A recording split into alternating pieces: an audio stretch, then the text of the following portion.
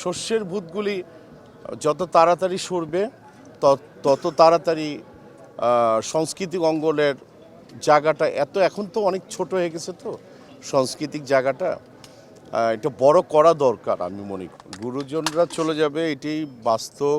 একদিন one way road, তো আসলে কিছু করার থাকে না। তো আজকে আমি কথা বলছি, কালকে আমি চলে যাব, এটাই বাস্তব।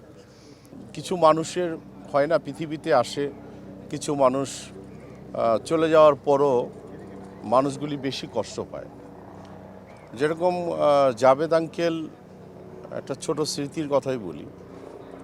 উনি আমার কয়েকটা ছবির কোরিওগ্রাফ করেছে। ওনাকে একদিন ওনাকে ভাই বলতে গিয়ে উনি আমাকে বললো যে, না, তুমি আমাকে একটা রিকোয়েস্ট করব, তুমি আমাকে বাবা বলবা। তা সেখান থেকে আমি তাকে যখনই দেখা যায়, বাবা কী অবস্থা, কেমন আছো তুমি? ভালো আছি। তো দীর্ঘ প্রায় 5-6 বছরের মধ্যে অতটা কানেক্টিভিটি ছিল না আমার। আন্টির কথা শুনেছি, লাকি বলবো আমি আমার দিক থেকে, যে না, আমি এরকম একটা বরেণ্য মানুষের, আমি যাকে উনি আমাদের স্টারদের স্টার ছিলেন। আপনারা যদি আমাদেরকে স্টার বলেন, তাহলে আমি মনে করব ইলিয়াস জাভেদ হচ্ছে আমাদের স্টার। তো উনি হচ্ছে আমাদের আইডল। একজন মানুষ চলে গেছে এবং জীবন দশায় উনি, আমার মনে হয়, লাইফ টাইম পাওয়া উচিত ছিল, আর সেটা পায়নি। আক্ষেপ তো আমাদেরও, ডেফিনেটলি আমাদের আক্ষেপ। খালি কথা বলবো যে আল্লাহ সুবহানাহু ওয়া তাআলা, আপনি এই মানুষটাকে জীবন দশায় যে সম্মান দিয়েছেন, আপনি জান্নাতে ওরকমই সম্মান দান করবেন, এটুকুই বলবো।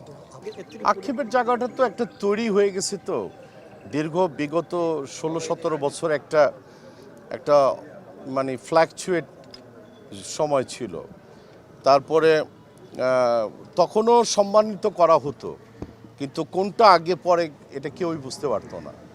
কিন্তু এখন যারা চলে গিয়েছে, মানে তাদের জন্য তো দোয়া ছাড়া কিছু করা নেই।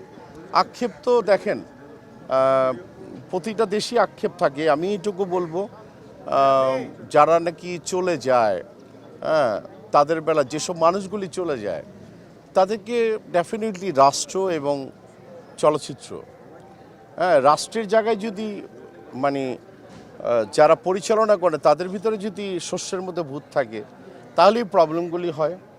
আর চলচ্চিত্রের যারা সিমিলার টাইমে যারা পরিচালনা করে বিভিন্ন, তাদের ভিতরে যদি শস্যের মধ্যে ভূত থাকে, তাহলে এই প্রবলেমগুলি হতে পারে। তো যাই হোক, এই শস্যের ভূতগুলি যত তাড়াতাড়ি সরবে তত তাড়াতাড়ি সাংস্কৃতিক অঙ্গনের জায়গাটা এখন তো অনেক ছোট হয়ে গেছে, তো সাংস্কৃতিক জায়গাটা এটা বড় করা দরকার আমি মনে করি।